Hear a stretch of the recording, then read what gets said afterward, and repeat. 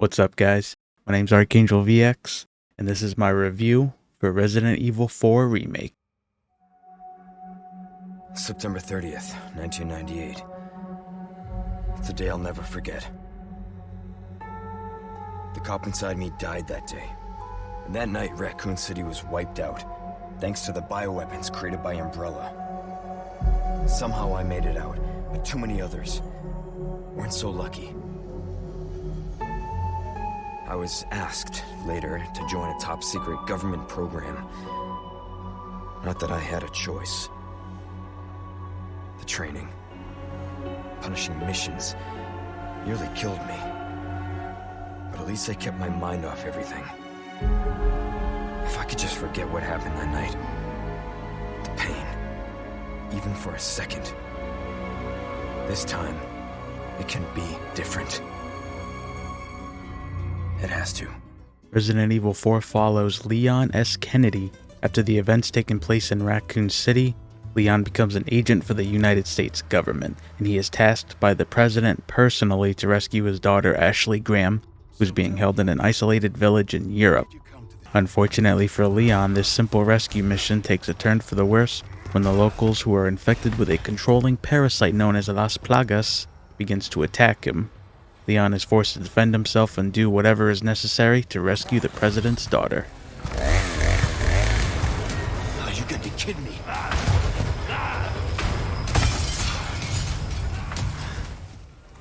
So unlike in the original, you can have 8 different slots for your weapons and throwables, making it easier for you to switch between weapons on the fly during the action. I know in the original you had to stop what you were doing and kind of go through your inventory or your briefcase and switch between the different weapons, and then this time you're able to move around and shoot your enemies instead of being forced to stand still in one spot like in the original. And then while shooting your enemies, you can stun them, giving Leon the advantage by either stabbing them with his knife or roundhouse kicking them and sending them flying into the surrounding enemies. And yes, Leon can still channel his inner Brock Lesnar and send the Ganados to Suplex City, bitch. Suplex City, bitch! And then like I showed in the previous clip, you can parry enemies' attacks in this one and even sneak up on unsuspecting enemies and stealth kill them. But be warned though, the knife only has limited durability, so if it breaks, you will need to repair it at the merchant shop. And then you can even find knives laying around as well, so if your main knife breaks, you can use those in place of your main boot knife, but be careful, once those break you won't be able to repair them. Or if you don't use the knives that you find laying around, you can actually craft them for bolt ammo. So in terms of difficulty, I've played most of this game on standard difficulty, and it did provide a genuine challenge from time to time. However, when I got to the Ramon Salazar boss fight, for some reason, he was just kicking my ass left and right.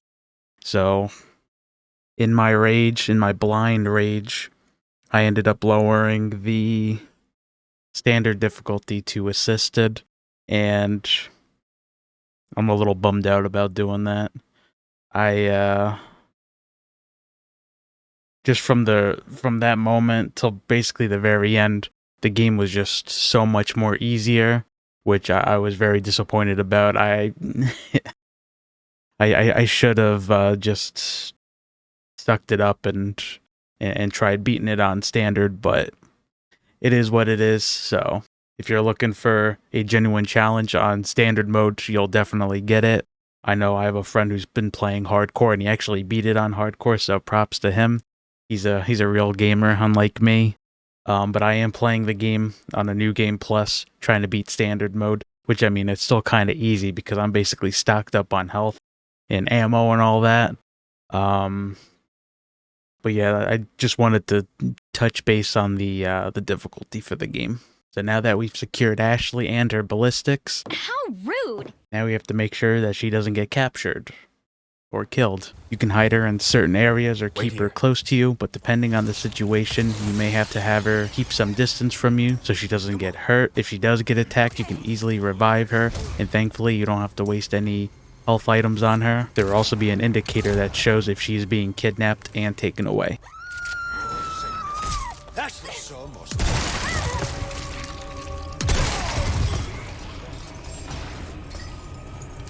So in terms of comparing the remake and the original, there are some things that are pretty much the same, but then there are other things that have been changed up for the remake.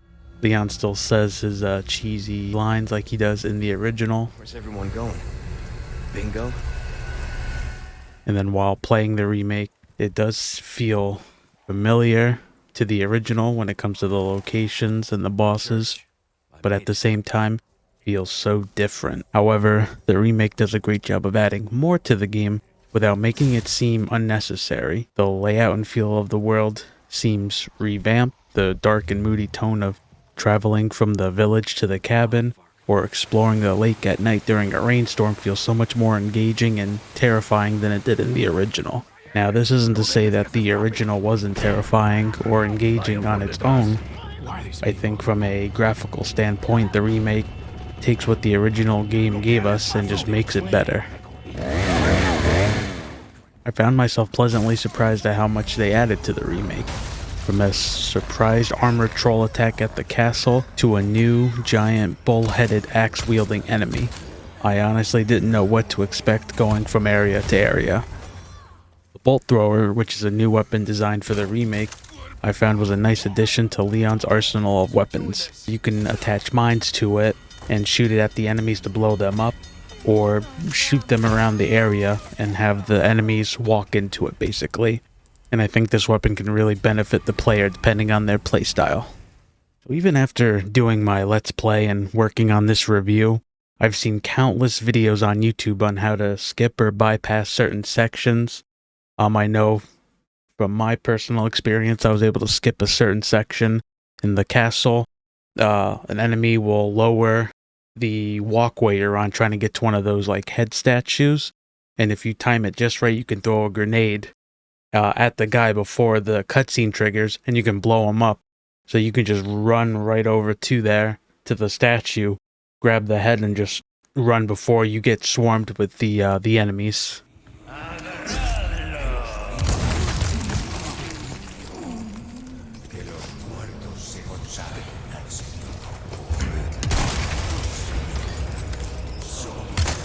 Next. Present for you. I think just the level of detail in this game is amazing. There's just so much stuff coming out that people are finding and posting up. And I think we can all agree that just playing this game, I felt like an absolute badass, just traversing from chapter to chapter and just shooting my way through enemies. It's just been an absolute blast in this game. So if you are a fan of the remake, I would highly recommend playing the original game. I got it on sale before the remake came out for like $5. It was on a Steam sale. I'm sure if there's sales going on, you can pick it up whenever. I think it normally goes for like $20, maybe a little bit less, but I would definitely recommend it if you've enjoyed the remake. And I would also say too, if you get the chance to buy the VR version for an Oculus Quest if you have it.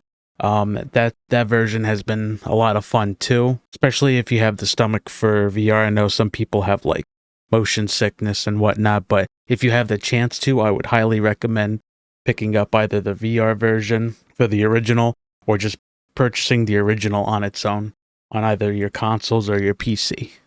The merchant returns pretty much with the same mechanic as the original. You can buy weapons, sell your treasures you find, upgrade your weapons, and even trade spinels for different treasures, weapons, and items that he sells. You can either find these spinels hidden throughout the world, or by completing the merchant side quests. You will find blue pages scattered around the world with various tasks such as destroying blue medallions, rodent exterminations bringing him certain items, or hunting down powerful variants of enemies. Some of these quests will be in your main path and shouldn't take that much time, but some quests require a little backtracking, so make sure you complete these before moving on with the game. The merchant will even give you a heads up about this as well. So as of writing, recording, and editing this review, the Mercenaries mode is finally available for download. And I must say, it is a ton of fun. In this game mode, you get swarmed with enemies to defeat within a specific time limit. Every time you get a kill, like a headshot, or killing multiple enemies in a quick time frame, this will bump up that said timer. You can also find green orbs to break to give an extra minute to that timer. As you mow through hordes of enemies, stronger enemy types will begin to appear as well. Depending on what map you play on will determine what enemy types you will face. So the village map will have the villagers and the chainsaws. Mayhem mode gives each specific character their own unique advantage against the enemies they are facing. For Leon during this mode, his attack power and speed are greatly increased. And as of right now, there are 3 maps and 4 playable characters. In terms of difficulty, I've noticed that this game mode can be very easy, especially once you know your way around the specific map area and just the overall mechanics of the game. This mode ends when you die, run out of time, or defeat the maximum number of enemies, which seems to be a 150 cap from my various playthroughs. I'm sure eventually they will add more to this game mode with new maps, characters, and difficulty options in the future. So now we get to talk about the bad things about the game. There's really not much bad that I can say. I know, in like my first 2 or 3 videos, every time I was on a phone call with Hunnigan, I couldn't hear her basically. It was just muted. It turns out that during the phone calls, it'll play through the PlayStation speaker, or the controller speaker, sorry. When I first got my PS5, I ended up turning off the volume to this because I didn't want things blaring out from my controller. And so on the PS5, the controller speaker option was enabled. So just a heads up if you're buying it on the PS5 to either make sure there's volume playing through this or just disable that entirely so you don't miss out on any dialogue. And then the only bad that I can think of with this game is the Lily Gao situation. Hopefully I'm saying her name right. I know fans were pretty critical of her voice acting for Ada. I know people have preferred the Resident Evil 2 remake voice actress, which is totally fine. It's just there's been people who have been actively going out and harassing the new Ada voice actress, which I think is just uncalled for, and just personally, I didn't mind her voice acting. Wasn't the best, wasn't the worst. Obviously, everything else with the game has been phenomenal. So maybe Capcom or whoever thought that she did a pretty good job. I'm sure if the developers or whoever thought she wasn't doing a good job, I'm sure they would have said something or changed something up. I don't understand. The rest of the game, everything, especially on the PS5, everything's been running well. The game is fun. I don't see why they would have something as important as a main character voice.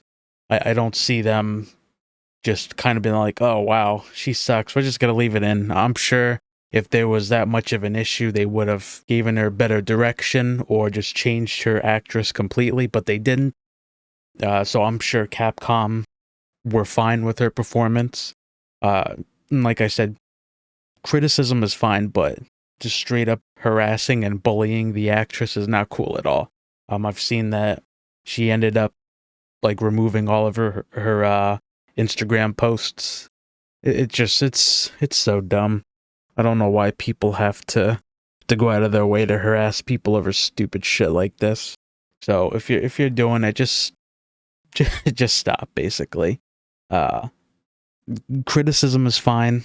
Saying, wasn't as good as Resident Evil 2 Remake or whatever, that's fine.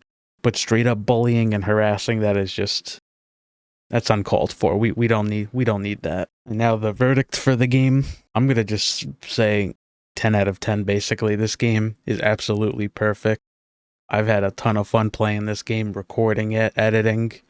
I'm having fun on my second playthrough. I'm taking my time with it a bit. I'm really curious to see what they do next. Whether they do Resident Evil 5 Remake I'm hearing talks of a Code Veronica remake, but that could just be fans like hyping it up. Yeah, that's basically it for my review. Let me know what you guys think about the game in the comments below. I'm really excited for the Mercenaries coming out. I think it's coming out April 7th. So at the time of recording this, it's April 4th. And then there's talks of a Separate Ways DLC, where you could play as Ada, so I'm excited about that too. Yeah, I mean, I guess that's it for my review. It's an amazing game. I would highly recommend checking it out. And yeah, I will see you guys in the next video. Take care, guys. Bye-bye.